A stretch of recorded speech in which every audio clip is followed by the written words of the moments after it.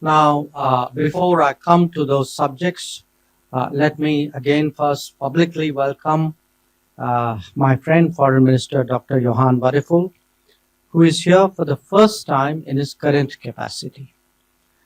I had the honor of being his guest this May, and between May and now, we have actually been regularly in touch in this intervening period. Now, I first got to know him when we met at the Munich Security Conference, which was well before he became Foreign Minister. And I must say, even then, I was impressed by his commitment to advancing the India-Germany strategic partnership. I'm very confident that that enthusiasm will now be applied by him fully in his new role. During the day today, we've had detailed discussions on various aspects of our ties. This includes our political cooperation, security and defense, economic relations, research and future technologies, climate and energy, as well as education, skilling, mobility, and people-to-people exchanges. So let me share with you some key points which came out of today's discussion. One, we greatly value the understanding that Germany has shown with regard to India's fight against terrorism. Minister Wadephul has himself been explicit about our right to defend our people against terrorist attacks.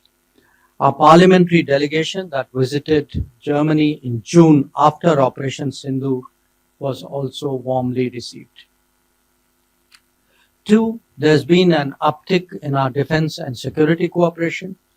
Germany participated in the Tarang Shakti air exercises last year, and its ships made port calls to Goa. Today, we agreed that such participation should be continued, indeed even expanded.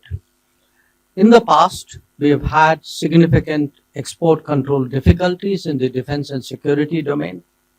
I would like to express my appreciation today for the smoothening of these processes and more expeditious clearances.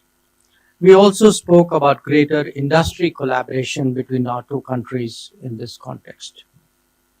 Three, our two-way trade last year was almost 50 billion euros.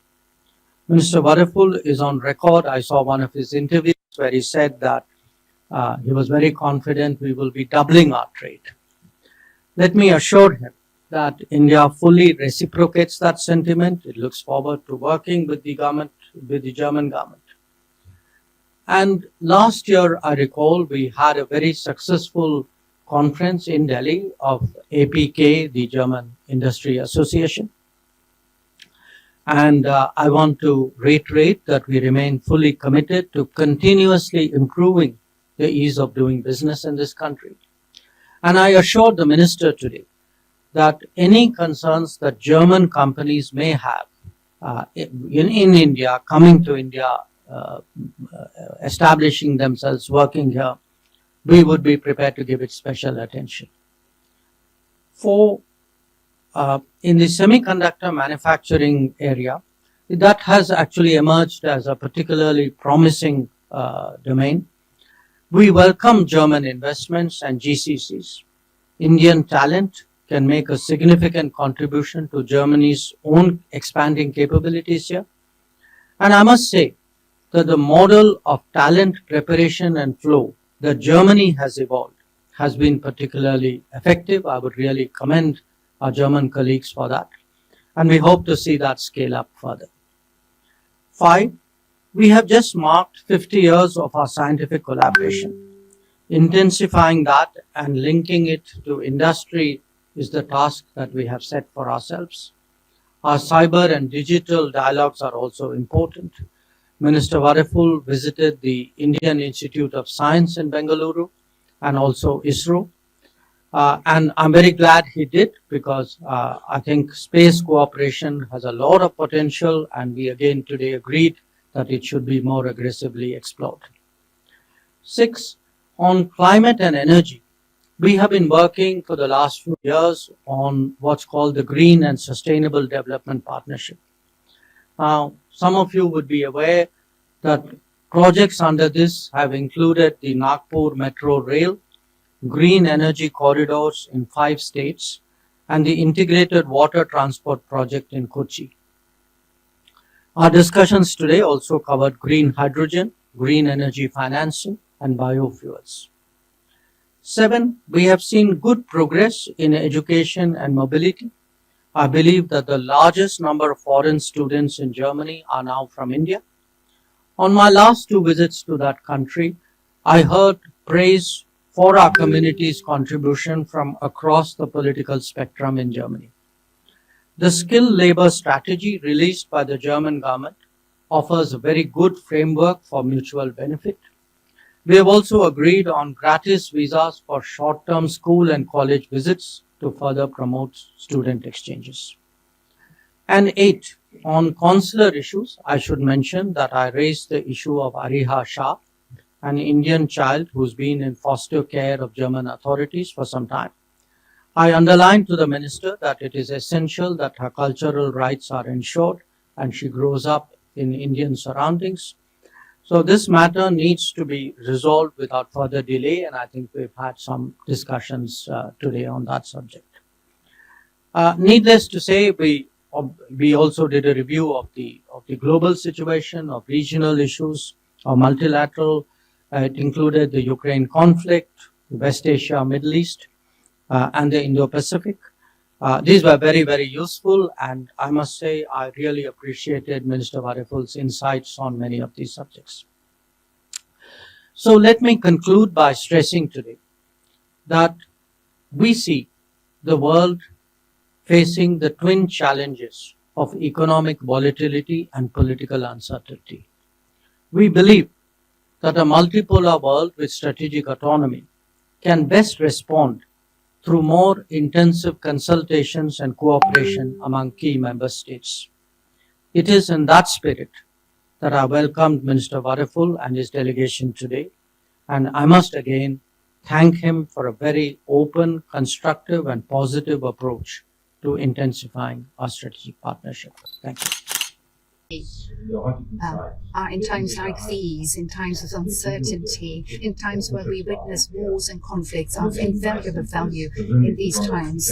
And I personally acknowledge and consider it a strong signal of friendship and cooperation of both our countries that we can engage in this spirit of trust and friendship, and that we can look back on a 25-year period of strategic cooperation between both our countries, and that we've been able to expand it at the personal level.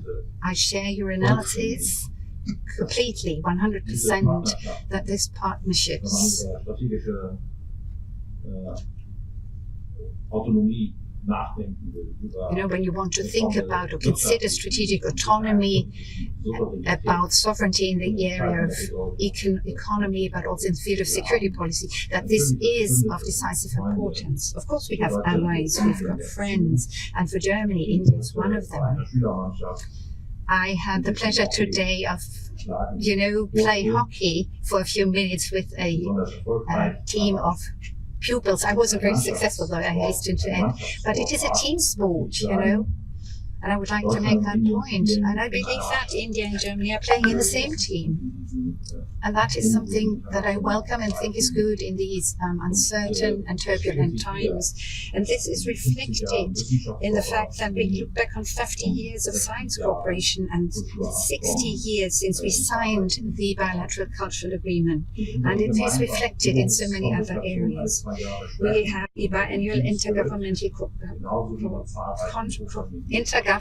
conference, and we strengthen that team spirit, and I hope that we will also have the Federal Chancellor visit India soon, because we want to tackle the challenges both our countries are confronted with together and to strengthen our cooperation.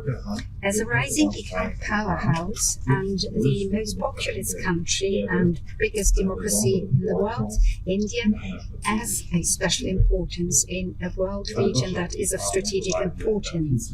Our economies in in particular have a lot to gain, I believe, if we are to further expand our cooperation. I was in Bangalore yesterday and I saw for myself what an innovative powerhouse and technology center India has become. In the area of AI and aerospace, but in other areas too, India wants to and will be at the forefront among the front runners in a whole host of areas. Today we talked about the potential for further enhancing our cooperation, be it in the area of strengthening cooperation in the field of aerospace and space, be it in the area of AI, where we both believe the need to set up norms, rules and values that we all adhere to. With the EU AI Act, the EU has presented an important first building block in that regard.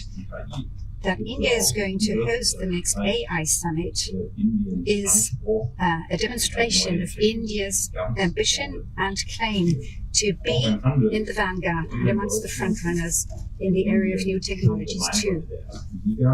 With regard to bilateral trade, India and Germany are already playing in the Premier League. Germany, with a little under 31 billion euros of trade, has India as its most important trading partner. As I said to my colleague, we aim to double that. And I'm pleased to see that India takes a similarly positive and optimistic view of the chances for that. And this is why Germany strongly supports the EU-India Free Trade Agreement. And we hope that this can be speedily negotiated so that it can be concluded before the end of this year, in autumn this year, and hopefully lead to a ratification process. If others set up impediments to trade, we should respond by us lowering these impediments and hurdles. We believe that this fosters understanding amongst peoples and their prosperity.